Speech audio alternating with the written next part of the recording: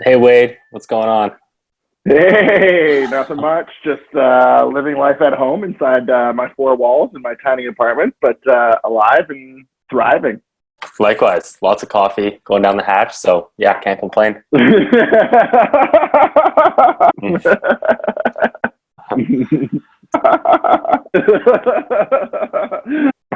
Oh, I need to go to Mexico real bad. Yeah, man, this whole COVID thing has been a bit of a wrench for you. It's been a wrench for all of us. You want to go to Mexico with me? We can just live on the beach, work remotely there. Like, should we go to Zawataneo? Like we're in what's that movie, Shawshank? Yeah, Coco Bongo. we could just post up there every day. I don't know how long we'll last, but I'm down to give it a try. I'll watch our conversion rates just plummet. Hey, it's going pretty good. Uno más, uno más. I'm talking about deals, not beer. Okay, how do we do this? I guess we just start, man. Like, do you think we should just go like off script and we'll just wing it, man? If you're cool with that. Hello, and welcome to the Predictable Revenue Podcast. Welcome, everybody. You've got Peter Nieuwenburg here and Wade Scheer, both account executives at Predictable Revenue, both here to talk about how coronavirus has impacted our lives from working from home, messaging, and all those fun things. So we're going to cover a lot today, but I'll let Wade say hello. Hey, everybody. Wade here, just like Pete said. That's already so awkward. Let's get into this. Cool. I mean, first and foremost, working from home has been like a big adjustment. I think there's been some funny moments. The one I often have touched on is the size of my painting compared to my colleagues like Wade and Colin, who just have massive paintings behind them. And I'm stuck with, even though I love this painting, it's very small. So sometimes you can kind of tell who's the big dog on the calls based on those paintings, right, Wade? Size of the horse does not equate to the size of the deal. I'll tell you that. We're going to have to cut that from the podcast, please God. But yeah, no, I mean, it's great to be at home. It's great to be surrounded by the things that you love and the art that makes you happy and most positive. It's also great to be able to do a podcast like this. So be enabled. I know we use Zoom quite a lot, and I miss Peter every day. We used to sit 2 feet apart from each other. Mm-hmm. But just having the opportunity to continue to do this, continue to work on deals has been great. It's just reframing how you do that in this environment. But yeah, I've got my horses behind me and everything's all good. I got my coffee in front of me, and it's adjusting to the new normal. You're literally living out of an Old Town Road song. Got the horses in the bag, horse stock is attached. Got your horses in the back. So they don't have a billion plays on Spotify. So that would be lovely. Well, I mean, this podcast isn't out yet, Wade. Oh, true. Are we famous now, Peter? I think so, man. Sure. We're gonna have to wear like Leo DiCaprio vibes, like sunglasses, hoodie up. I got it. I'm ready. I already got my hat on. I just need my COVID mask. No one will know who I am. I won't have to sign signatures. I don't know how I'm going to be able to handle this newfound fame. Although I can't leave my house, so. But yeah, it's been a little weird. I know for myself, I really appreciated being able to go into the office, the walking every day. It provided regularity on my end. There's just consistency. You get up, you have something to do, and it's a different space. And I know mentally as a mindset, it would feel as if I was more able to do work or be productive because I was at work. And I think the biggest adjustment for me personally is coming to terms with my workplace is now my home. It's now my home. Yeah. And being able to absorb that and still being as productive as I once was. It's new. It's exciting. It's a change. Yeah. I mean, worlds are absolutely colliding, man. I was in the same boat. Like normally you're sort of disconnected where when you come to work, like you're there for a particular purpose. It's kind of easy to, like, you kind of wake up a little bit on the walk into work or the commutes. And then all of a sudden you show up and you're ready. There's usually coffee made because Julian shows up way earlier than I do, our boss. And so we fell into that routine of like showing up at work, being ready to work. So it's kind of a different environment when you wake up and all of a sudden you take 2 steps and you're at your work, so to speak. So I know like Wade and I both kind of maybe struggled with that the first couple of weeks, but maybe have some new routines and regulations and rules in place to help with that. Like I know for me personally, I brush my teeth before I start work now. Whereas I think the first couple of days I was working from home, I like brush my teeth like well into the afternoon. So setting up like that rule has helped me kind of frame up the work day and get started on a good note. Yeah, I mean, for me, similarly, I'm making my bed every day. It feels like I'm in the military, but not. I'm as soft as the feel of the marshmallows. But bed's getting made. I'm keeping the apartment clean. I'm making sure that the environment that I'm in is conducive to my being able to focus on what I need to every day. And just every little bit helps in every regard. So I know I can have a short attention span. I'm kind of bouncing around the walls or bouncing off the walls a little bit. So anything I can do to keep myself in a lane, being aware of that, being conscious of that, and staying focused on the task at hand, I'm definitely trying. I'm definitely doing that now. Yeah. Doing everything we can. Yeah, I mean, it's been obviously a big change, but there's lots of good things about working from home now that we're kind of settled in a little bit. Like Wade and I have been talking about, like on a professional level, I guess, like taking the time to step back and like sharpen your message a little bit. We both have had an impact to our pipeline where there's maybe more free time on our hands now, with less people being sort of focused on being in a buying cycle, so to speak. So Wade and I have both taken a step back and used this time to sharpen our message and try to get a little bit better in our skill set. Because ultimately, like when we do come out of this, as a company and as individuals, we know we're going to come out of COVID, and we want to use this time to basically as like a preparation phase for a future growth phase that we know is to come. For sure, absolutely. I think in moments of adversity too, I really believe this. It forces you to become better at what you are and what you do. I mean, there's really only one other option, and that's to fail. And that's not an option Pete or I relish. I don't think it's an option that Predictable Revenue would ever even consider. So when a challenge is presented, all you can do is lean into it, let it ride, and figure out what works.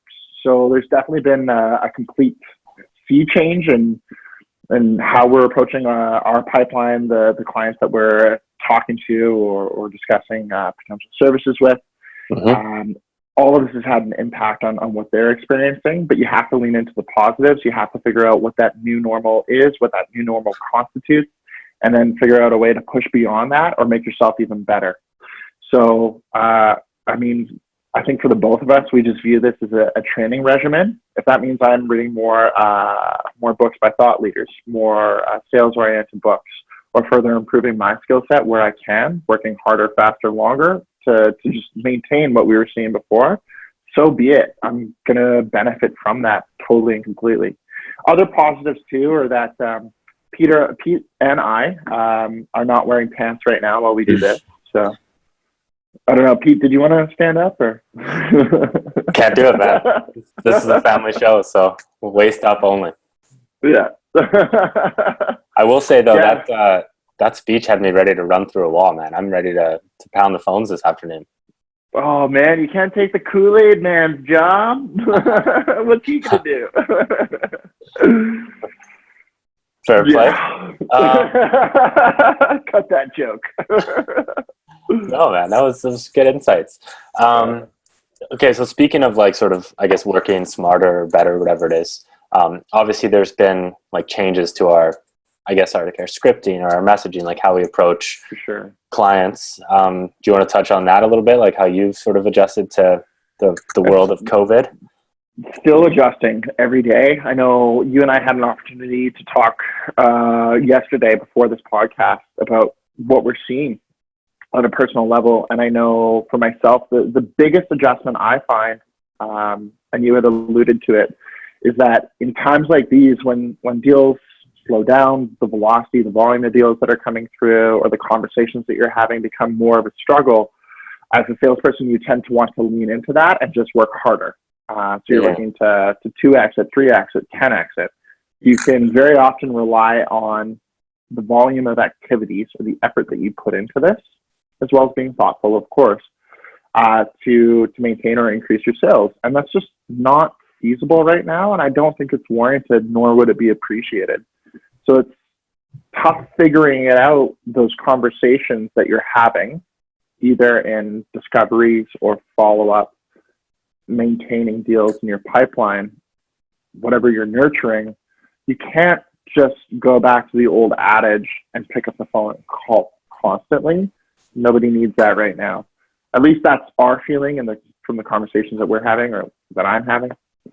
So figuring that out, and still, to be honest, figuring that out, what's beneficial to the deal, what's beneficial to the conversation, and what isn't.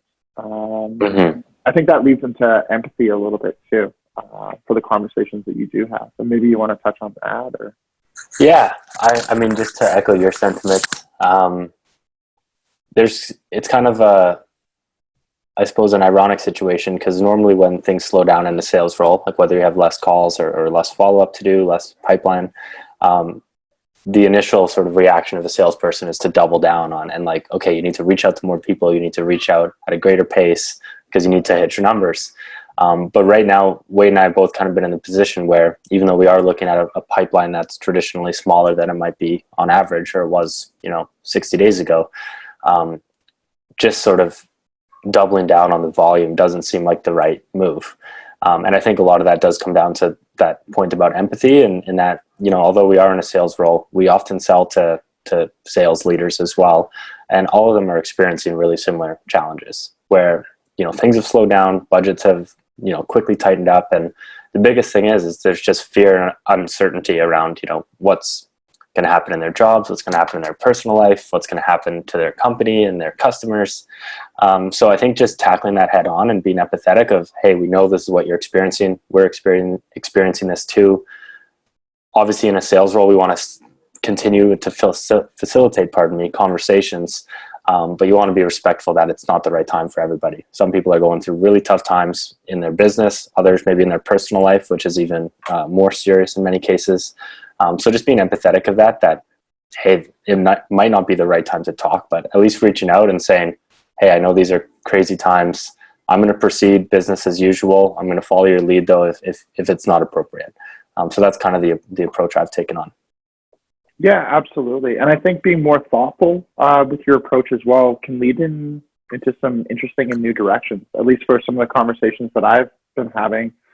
They become much more personalized.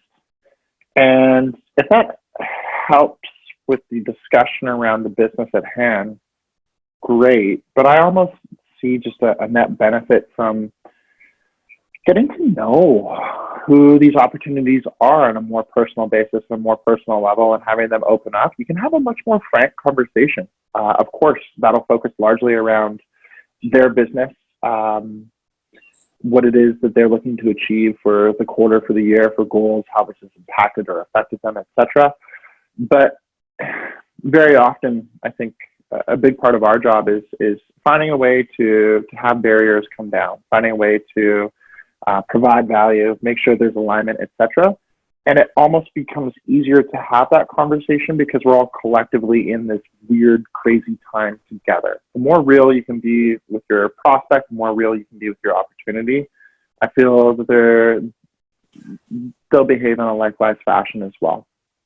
Yeah, it's kind of weird to say, but the fact that everyone almost in the world is kind of going through the same really weird, unique circumstances is great for sales rapport, I guess, because it's really easy to connect to people right now. Wade, you brought up a good point that right now, when you're on calls with people, you're basically literally inviting them into your house, and they're doing the same, because most people are taking calls from home in their living room. I've had some impromptu visits from prospects' kids pop up and things like that. So there is the opportunity to create a more personal connection because you're in a more personal situation. And then there's obviously the ability to connect over sort of the common thread of, how are you dealing with COVID? Because everyone, you talk to is impacted by it one way or the other. So really weird situation, but I guess the silver lining of it is that it has created a way for us to connect on a more personal level with prospects we're talking to. For sure. And then I don't know if this is necessarily an inverse or alternative to that conversation too, but just allowing people to have space or frame to focus on business too. You're definitely going to have some folks who don't want to talk about it because it's all that they've been consuming and hearing. So being able to focus on, I guess, stable or what was once stable, kind of traditional portions of their life, focusing on the business at hand,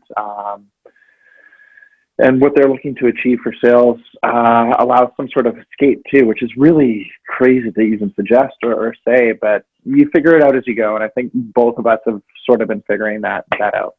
It's definitely not business as usual, but it's still, at the end of the day, you're still looking to provide value no matter how you can. Yeah, no, that's a fair point. I've definitely had some people who hop on the line and they're like, yep, I'm healthy, my hands are clean, like, let's dive into business. And I'm like, great, cool. Follow your lead. Yeah. Just make sure that we turn off our cameras here when we go to the bathroom. Yeah. Or if you mute yourself if you have to cough because you don't want anyone freaking out. And yeah, that's true. Yeah. Nice. Well, maybe kind of to progress towards the end of this and start wrapping it up. Wade and I have been chatting a lot about like things that, you know, the positive experiences of this. And we've obviously touched on a few, but also things we're grateful for, like opportunities that have arisen because of this, and primarily, you know, whether it's working from home or stuff. Like I know one for me that Wade and I have talked about is without about an hour and a half commute both ways, or like in total, pardon me. That's time I've opened up to spend more time chatting with my sister who lives overseas, or chatting with friends, or playing the piano. Like I literally feel like I've got more time in the day now. So sometimes obviously you use that for work, if Colin's listening, even though that was the worst wink of all time. But other times you've got that free time to like do stuff that you really want to do and spend your day doing. So that's been awesome for me. Yeah, I mean, for me, I've tried to have this impact me in a positive way. So I would normally go out for food all the time, eating lunches out of the office, not really bringing anything in. And I've really kind of instituted a regimen of making sure that whatever I consume, it's something that I've made. So I've got a sourdough starter growing. It's brewing on my countertop right now. I'll be making bread. I'm contributing to the flour shortage worldwide. Sorry about that, guys. Yeah. But yeah, just being healthy in general, making sure I'm doing my push-ups, sit-ups every day, and doing what I can to keep in a positive mental state so that when it comes to following up on emails and doing what I need to do, I'm ready to do it. Cool. And I will say that looking forward to getting back in the office with you, Wade, one day, because I want to try some of your bread. Oh, I cannot wait. I'm so excited to just bother you and annoy you and holler over at you. It's going to be great. It's going to be really fun. Cool. Well, to wrap up, this has been Wade and I, the account executives at Predictable Revenue, talking about the world of COVID and how it's affected our pipelines, our strategies, working from home, all that good stuff. I know that there has been one other podcast in the sort of series that we're doing. So it was two SDRs here, Sarah and Sebastian, talking about their experience. We're also going to have some members from our leadership team talk about their experience. So hopefully by the end of this, you've got sort of a holistic picture of how it's affecting everyone in a sales role or any role, given the leadership that's coming on. So be sure to tune into those. And then on a personal note, if you have any comments, struggling with anything working from home, want to just connect, Wade and I are super easy guys to get a hold of. You can find us on LinkedIn, probably guess our emails if you want. It's our first names at Predictable Revenue. And yeah, just come say hi and feel free to connect. Yeah, absolutely. Send us a DM, and I've got a sourdough recipe for you. I'm probably going to regret saying that out loud. Either that or it'll be sad and nobody asks. All right, you heard it from Wade. You got to ask. See you guys. Bye. Did we do it? I hope they include this part. Nailed it.